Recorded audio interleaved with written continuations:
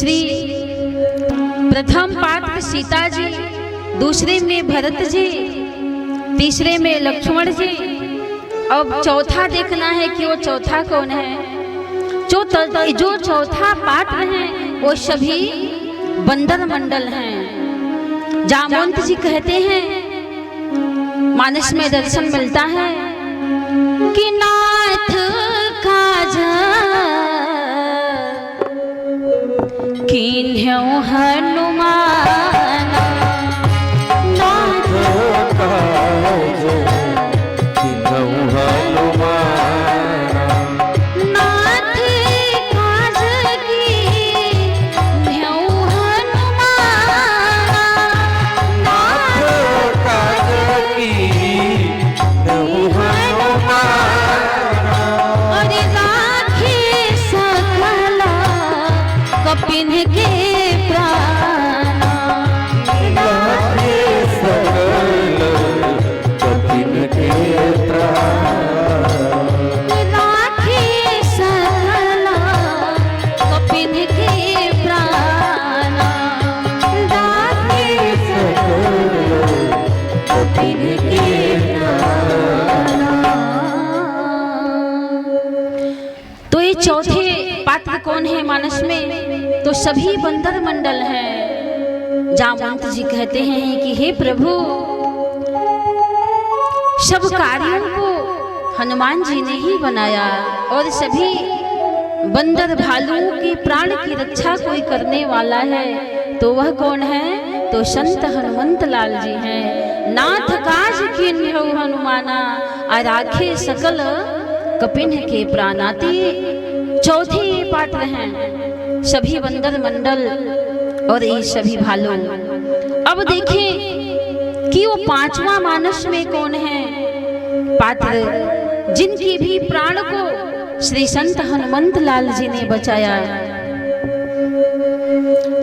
वर्णन आता है कि जिस समय भगवान श्री राम ने बाली का वध करके सुग्रीव जी को राजा बना दिए, कहाँ का?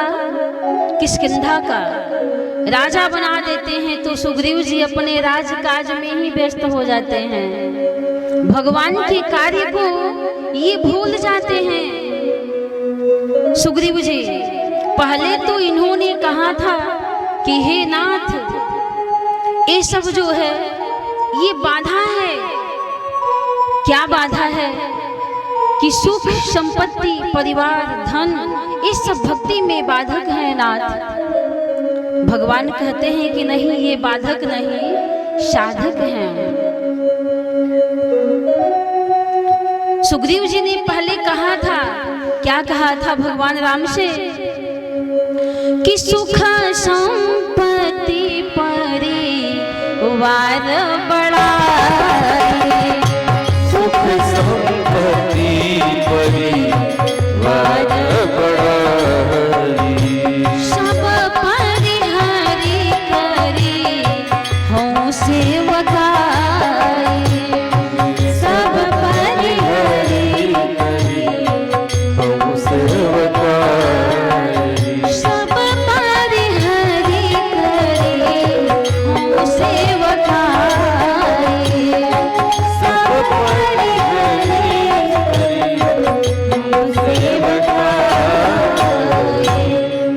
इसलिए कि हे नाथ, ये सब राम भगति के बाधक, इसलिए मैं ये चार चीजों को छोड़ना चाहता हूँ। क्या? सुख, संपत्ति, परिवार और बड़ाई। आप ध्यान देंगे इन प्रसंगों पर। कौन कौन चीजों को छोड़ने के लिए कह रहे हैं सुग्रीव जी स्वयं परमात्मा से? कि सुख संपत्ति परिवार बड़ाई, सब परिहरि करी हों सेवकाई। भगवान राम ने कहा कि ऐसा कौन बता दिया कि जो परिवार छोड़ेगा, जो घर छोड़ेगा, जो सुख छोड़ेगा, जो संपत्ति को छोड़ेगा, वही भगवान को पा सकता है।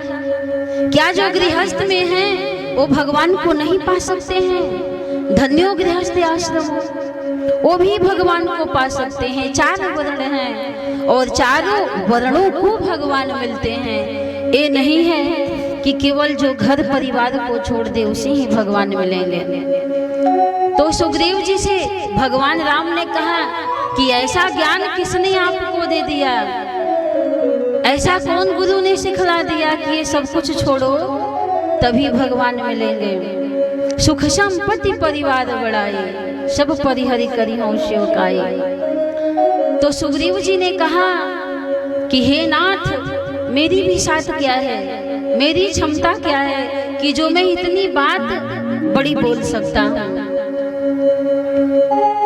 कहाँ ही संत तव पद अवराधक, आपके ही चरणों की उपासना करने वाले ऐसा संत महात्मा कहा करते हैं। देखिए इन सारी वादाओं को सुग्रीव जी भूल जाते हैं जो भगवान से किए रहते हैं। भगवान ने इन्हें कहा था जब राज्य पर बैठाए सिंहासन के, तो भगवान ने कहा था कि अंगद सहित अरे करहु तुम्हारा अंगद सहित करहु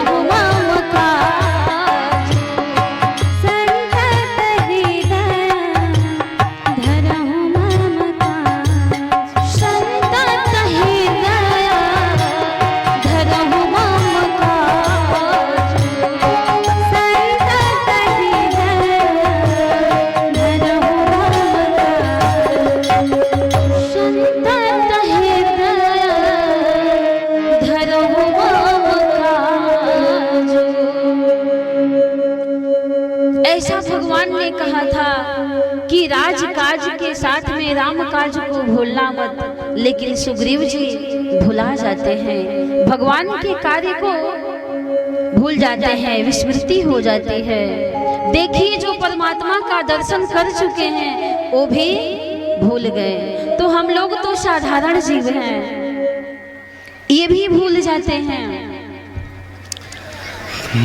वर्णन आता है मानस में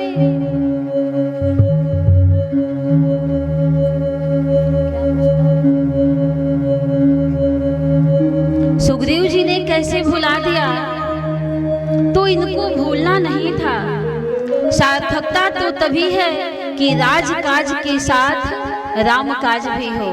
एक के बिना एक अधूरा है, पंगु है, लंगड़ा है, दोनों हो जीवन में। जैसे पंछी को उड़ने के लिए दो पंख की जरूरत है, जल में तैरने के लिए दो हाथों की जरूरत है, चलने के लिए दो पांव की जरूरत है। ठीक इसी प्रकार से राजकाज के साथ में राम काज का भी आप ध्यान रखें। और राम काज है क्या? राम काज क्या है? तो भक्ति की खोज, सीता की खोज। यही तो भगवान ने कहा था सुग्रीव जी के साथ में कि अंगद सहित करहु तुम्हारा जो संतत हृदय धरहु मम काजो। लेकिन ये भूल गए। भूलना नहीं है, ये नहीं है कि आप अपने घर के सारे काम को छोड़ दें और भूल जाए, नहीं। परमात्मा की कथा को, भजन को, भक्ति को भी जीवन में साथ साथ लेकर के चले, क्योंकि ये जो जीवन है क्षणभंगुर है, अल्प आयु है हम लोगों की। पद में दर्शन एक मिलता है।